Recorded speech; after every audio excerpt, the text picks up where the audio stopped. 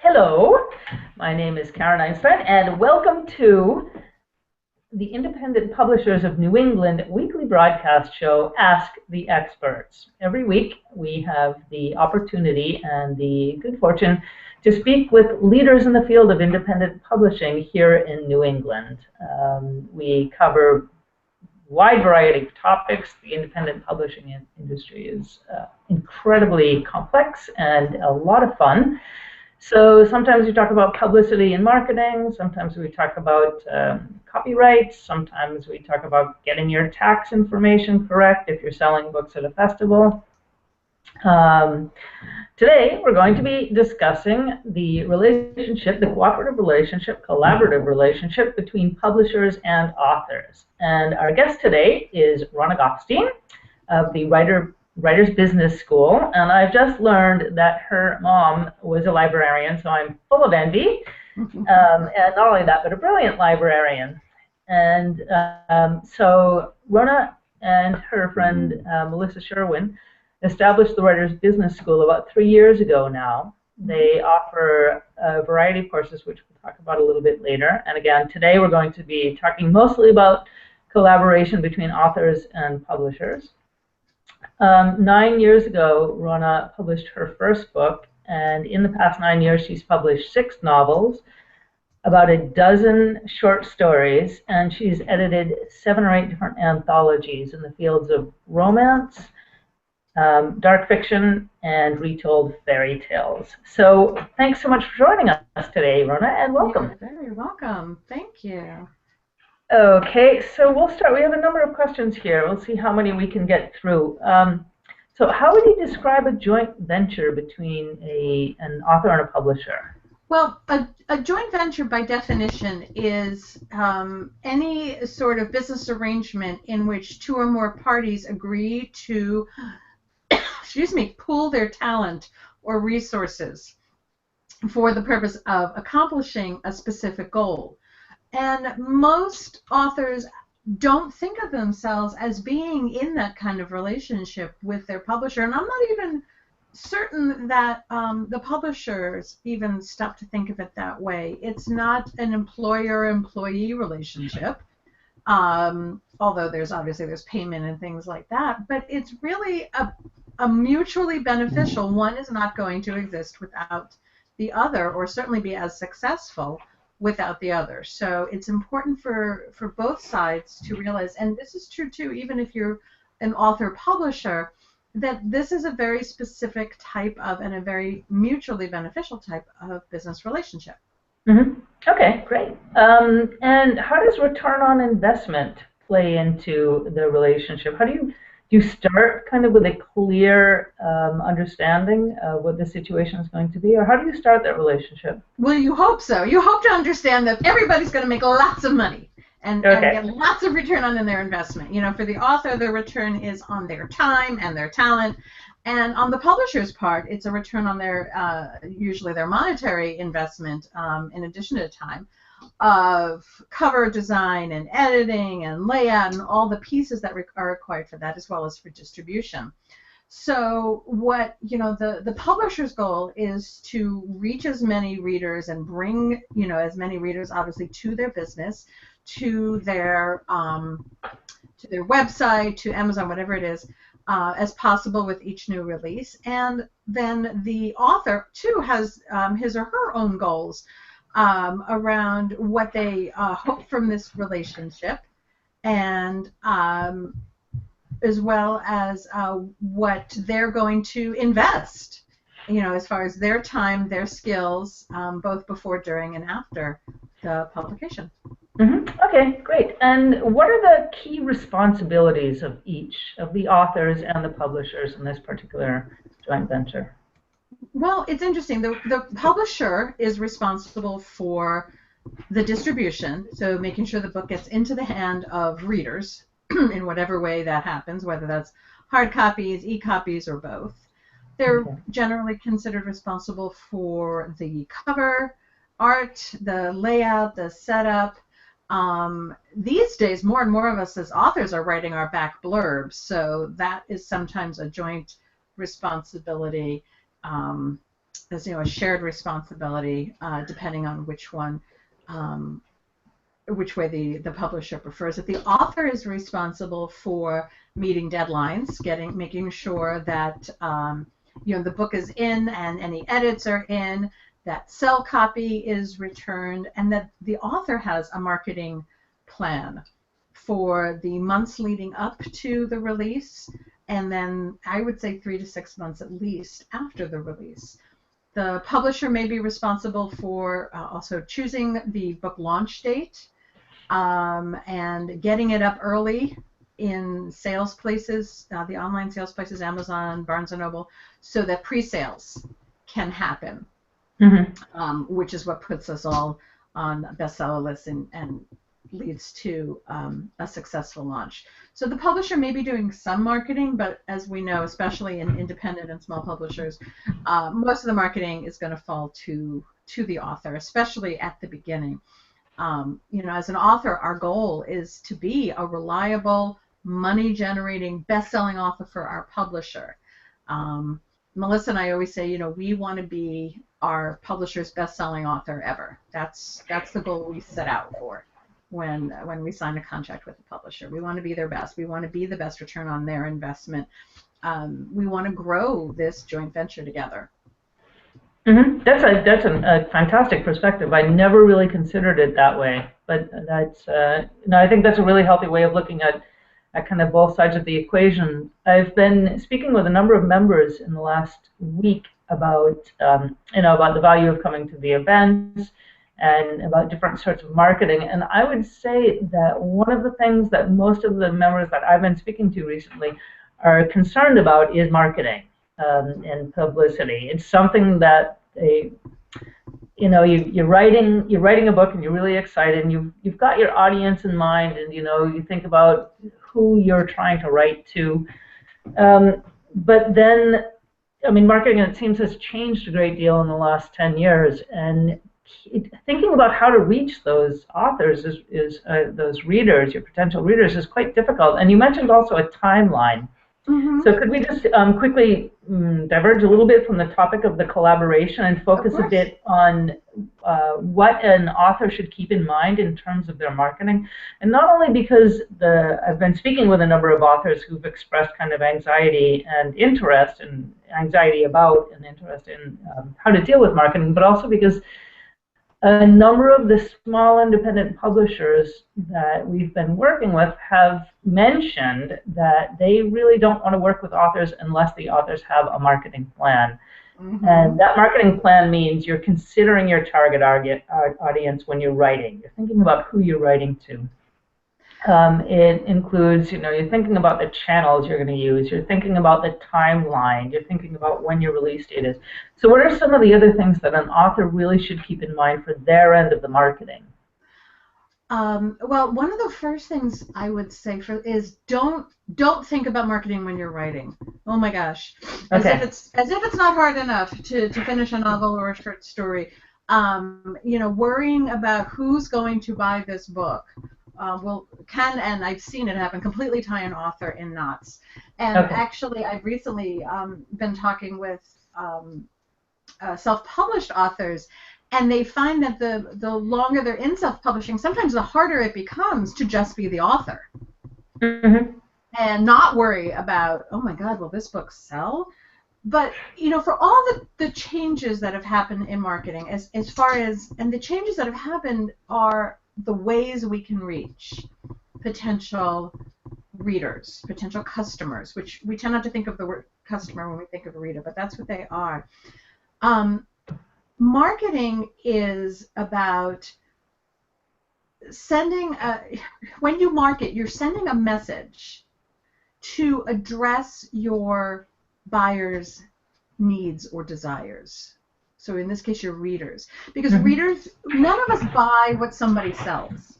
We buy what has value to us. Right. That's a very good point. So when you're thinking in terms of marketing your book, think in terms of what value does your book have and to whom will it have value. So start with the big. Okay, readers, people who love readers. Well, why do they love reading? it's an escape, thinking about why you were envious that my mother was a librarian. Well, I had access to books, which means I had access to new worlds. I had access to escape. I had access to a vacation that could last anywhere from 5 minutes to, up all night. So there's a value that we're providing in these stories, in these journeys. And this is true if it's nonfiction too. You're taking your reader on a journey. It's obviously easier to pinpoint when it's nonfiction because it's got a topic. Mm-hmm. But your book has a value to your ideal reader. So when it comes time, when you finish the book and you're sitting there with this incredible story that could have an impact, think of the people to whom that impact is going to be the most clear. So mm-hmm. women with children, with children aged 38 to 50 whose children are still home, and get specific. Melissa loves to describe it as if you were going to the airport to pick up your ideal reader, how would you recognize them and how would they recognize you? Oh. So really know to whom you're speaking. Marketing is there. This is where marketing and branding differ. Marketing is there to basically you think of it as solving a problem. Mm-hmm. And the problem is not enough time to ourselves, not enough downtime. Not sure what to do on a downtime or whatever. Branding is about emotion. So again, when you're thinking, when you have that finished book, think about to whom it will have the most value. And then also who you as a person, to whom do you have the most value? If your background is, you may have written a book about scuba diving, your hero's a scuba diver. I have one coming up where she's a mermaid. So there you go. I'm into underwater stuff at the moment. But where I connect with is I'm an ocean girl. I'm a Jersey Shore girl. That's where I grew up. So, that's a place to me where people want to go back to the beach in December. They want, I can do that. Or I can just talk about myself as, an ocean lover. Well, how many ocean lovers are there in the world? There's got to be millions. Yeah, I would. And of those millions, how many of them read romance? Still a pretty nice number. So that's where I'm marketing. That's where you want to think about to whom is what you wrote, what you've created, what you've offered going to make and give value. That's mm-hmm. your marketing. Interesting. Okay, I want to go back to something that you mentioned earlier, and you touched on it a little bit, but I was wondering if you could just develop it a bit more. Mm-hmm. What would you say is the difference between branding and marketing, and how do you distinguish them as an author about your brand and your... Okay. The way I distinguish it, the way Melissa and I distinguish it, is marketing is there to solve a problem. Branding is there to create an emotion, a connection. I should say an emotional connection. So, for example, when you are watching a commercial, infomercials tend to be about marketing, and they create a problem. In fact, one of my favorites is the one that makes perfect pancakes. Oh no, did you ruin the pancakes again? I mean, they make it sound like world hunger. Like, this is major. You've messed up the Sunday pancakes again. Family time is ruined. Rona, you are so much fun to talk about. How much money have you wasted going out to breakfast? That's marketing. Look, we've got a big problem, and look, our products will fix your problem. So that's marketing. That branding is the emotional pull of who you are. It's what connects you. It's even kind of what you can feel. When you meet somebody even briefly online, online in the supermarket, you make this very brief kind of emotional connection that feels good. and you want to repeat that. So branding is what you're going to leave them with. That's going to feel good, that they're going to return to that feeling, and that too will lead into the problems. They have a good feeling about you, which means if you have a solution to their problem, they'll trust. Mm-hmm. One of my favorite branding experts always reminds me that if they feel nothing about your product, that's what they're going to buy, or about you. If they feel nothing about you. There's always argument between branding and marketing people. It's kind of a chicken and egg thing, which comes first. But they kind of grow up. They're very much together. And sometimes you'll know your problem first, and you back up kind of the emotions that you personally would connect with it, because the emotions I connect with cooking are different from some of the emotions, let's say, somebody else connects with cooking if they love cooking. I want my cooking fast, easy, and preferably somebody else doing it. And not to mention the dishes. Exactly. Some other people want things that, make prep easier but more enjoyable because they love cooking.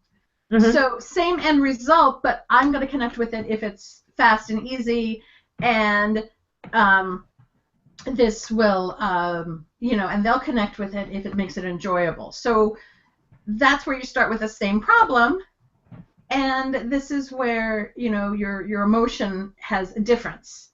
So it's interesting. You may know what emotions you want to lead from. You may know where your strong suit is. I have a tendency to be somebody. Words that people use me. I felt really inspired when I worked with you or when I spoke to you, and that's where I always start. I come from inspiring somebody. And am I going to inspire them to fix something, to buy something, to whatever it is? So I tend to start with the emotion that I connect with. Melissa tends to start with the problem she can fix. That's really interesting. I mean, great self-awareness, first of all. And that's also just a fascinating perspective on the different approaches that people take to dealing with any given situation.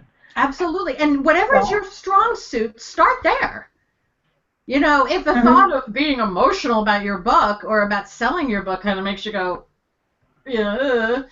I'd rather do the dishes and cook, then don't start there. Start with the marketing. Start with the problem you seem to solve, or the theme of your book that will, that somebody else will have an experience of doing. So whichever direction, there's no wrong, thank goodness. But there's just there's the work, and so wherever you start and wherever you are, start there. Know what you do what you know, do what you like, and then come here, come to the conference that's coming up, come check us out at the Writers Business School to learn the pieces you don't have yet, because you've got business pieces more than you probably realize. Right. No, definitely. Wow, great definition. I had never really thought of the difference between branding and marketing like that. Thank you for that.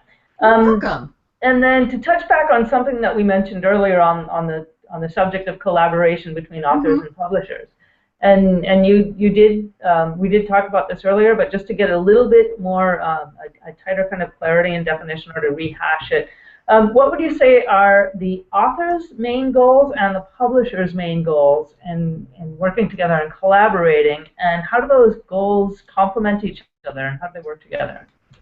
The ultimate goal, of course, for most of us is to sell lots of books. We didn't.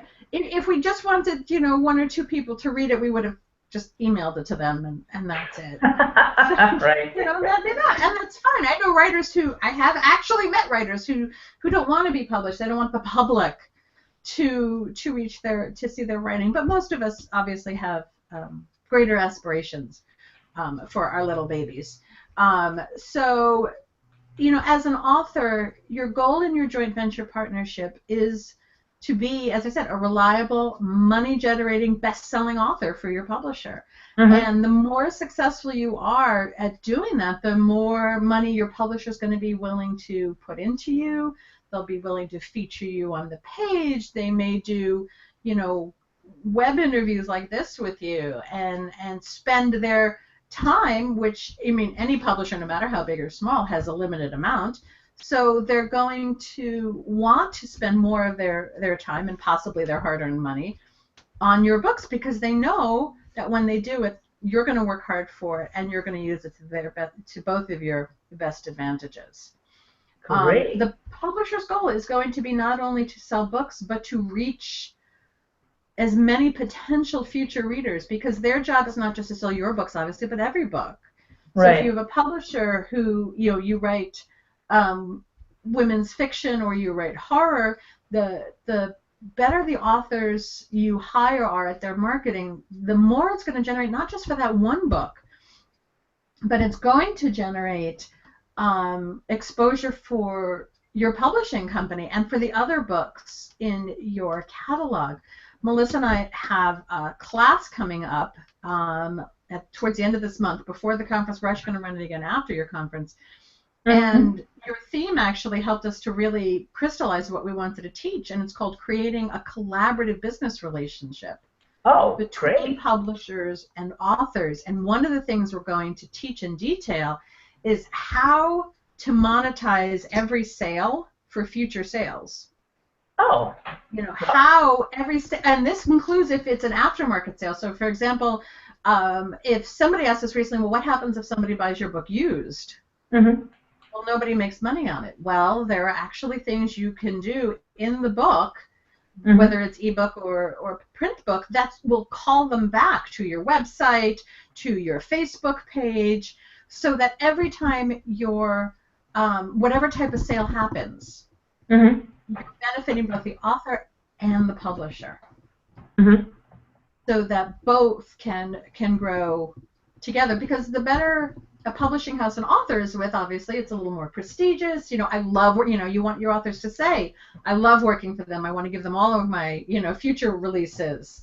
And a publisher wants to be able to say, I have this awesome stable of authors. They're all terrific. They're working together. We work together. So, we want to create a situation where both sides are benefiting, and a publisher should benefit as not just from their 1 or 2 books or however big their backlist is, but as a publisher from the authors they take on. Right. Oh, fantastic. We're running out of time here, but 2 quick things.